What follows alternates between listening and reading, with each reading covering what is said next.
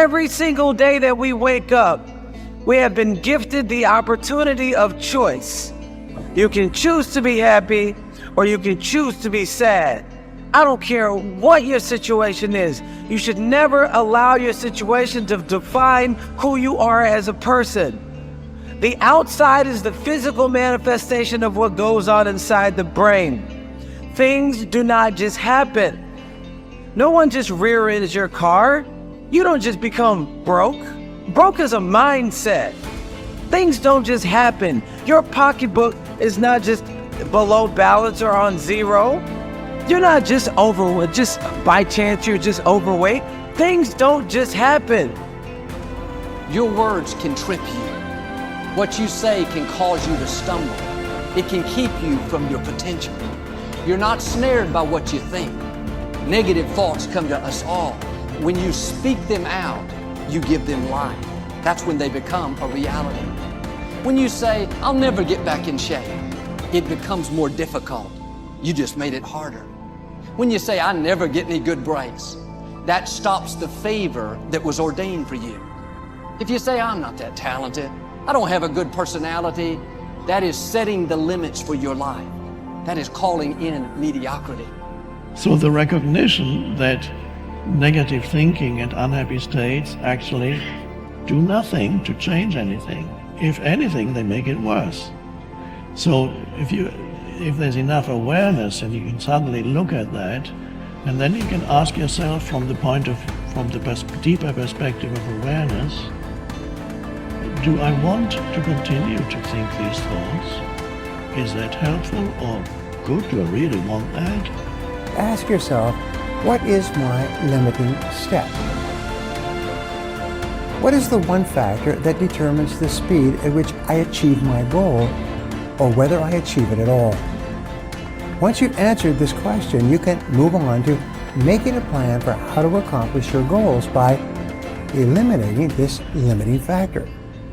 Your ability to identify your limiting step is one of the best demonstrations of your intelligence, and your capacity to eliminate this limiting step is one of the best demonstrations of your overall competence in achieving anything you want. It's our thoughts that are manifesting this world. Now you could say that's a spiritual thing, and now I say not only is it spiritual, now it is fundamental basic science of the universe. And it says then the thoughts are creative. Well, if the thoughts are creative, then who is having the thought? And you start to realize I'm having the thought. Well, then the truth is simple. As Richard Conn Henry said, you are creating this world with your mental activity and your spirituality combined. And then all of a sudden it says, well, then if I'm creating the world, then my original belief that when things didn't go right, I was a victim. The universe wasn't supporting me. You know, it's like, oh, I try so hard and the universe is not giving me things. It turns 180 degrees around. And it basically says this: we are creating this world. And then I say your mind is creating this world. Although you cannot change conditions or circumstance, you don't have to let them control you. We can't control what's going on outside, but we can control what's going on inside. You know, and unfortunately, I don't think many of us have been raised to really understand that. And it's a lack of understanding that's causing all our problems. We are the only creature on the planet that's totally disoriented in our environment. All the little squirrels, the birds, all the animals are completely at home in their environment. They blend in. You and I are totally disoriented in our environment. We've been given the mental faculties to create our own environment. However, we go right through school and we've never learned that. We have higher faculties, and the average person has no knowledge of how to operate with them, how to develop them. We have perception, the will, reason, imagination, memory, and intuition.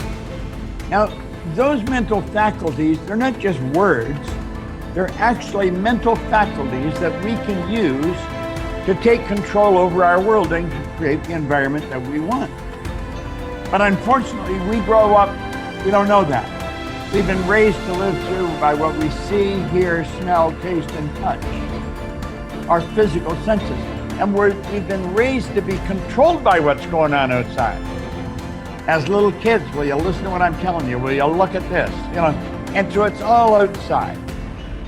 We get our report card, and that tells us what kind of student we are. But it really tells us where our mind was at for a few minutes 3 weeks ago. Got nothing to do with who we are. So I think we're raised in ignorance, actually. There's a very small percentage of the population that have a reasonably clear understanding of who they are and what they're capable of doing. But the ones that do are in the minority. People think that the purpose of memory is to remember the past. And that's not the purpose of memory. The purpose of memory is to extract out from the past lessons to structure the future. And that's the purpose of personal memory. And so you're done with a memory when you've extracted out the information that you can use to guide yourself properly in the future. So if you have a traumatic memory, for example, that's really obsessing you, if you analyze that memory to the point where you figured out how you put yourself at risk and you can determine how you might avoid that in the future, then the emotion associated with that goes away. So memory has a very pragmatic function. And cultural memory is the same thing, is that we need to extract out stories from our past that structure our future. And we need that because, well, first of all, if you don't have a purpose, let's say, it isn't that your life becomes neutral in a meaningless sense. It's that your life becomes characterized by unbearable suffering, because the baseline condition of life is something like unbearable suffering. And what you have to set against that is a noble and worthwhile purpose. And hopefully your determination of that purpose is buttressed to some degree by the wisdom of the past, because you can't conjure something like that up on your own. And if you provide people with nobility of purpose, then they can tolerate the suffering of existence without becoming entirely corrupted by it. And cultures that don't do that, it isn't even so much that they die, it's that cultures that don't do that are dead. They're done. They don't have a story anymore. They don't have a call to adventure. And then everyone suffers stupidly as a consequence. It's a very bad thing. So Churchill made the same observation that many of the great psychologists and philosophers made in the early part of the 20th century. It's like, bring the story forward and propagate it and make it the most noble possible story. And then you motivate people to transcend themselves, which they need to do. So yes, he's exactly right in his diagnosis. In order for us to become abundant, we have to overcome the old personality. And that's 95% of who we are, right? Yes. So then, the side effect of the beginning of this process is a lot of discomfort. It is a lot of discomfort because you're stepping outside the known into the unknown, and now you can't predict. It's scary. No, It's you'd fearful. rather hold on to your lack. The pain, the and suffering. Rather tell the story of that. At least it makes you feel something that's familiar. Mm-hmm. When you step outside and you're saying, I'm not going to complain about money any longer. I'm not going to complain about I don't have any. I'm not going to judge other people who do. I'm not going to say I can. I'm not worthy. It's never going to work. All those things got to go. I'm not going to feel lack. I'm not going to feel unworthy. I'm not going to feel separation. I'm not going to feel resentment. These are the things that are keeping my reality the same. Now it's no longer about abundance, about who you become. Mm-hmm. The most successful people are long-term thinkers. They look into the future as far as they can to determine the kind of people they want to become and the goals they want to achieve. They then come back to the present and determine the things that they will have to do or not do to achieve their desired futures. This practice of long-term thinking applies to work, career, marriage, relationships, money, and personal conduct. Successful people make sure that everything they do in the short term is consistent with where they want to end up in the long term. They practice self-discipline at all times. You see this willingness to sacrifice in people who spend many hours and even years preparing, studying, and upgrading their skills to make themselves more valuable, so that they can have a better life in the future, rather than spending most of their time socializing and having fun in the present. Your ability to think, plan, and work hard in the short term, and to discipline yourself to do what is right and necessary before you do what is fun and easy, is the key to creating a wonderful future for yourself.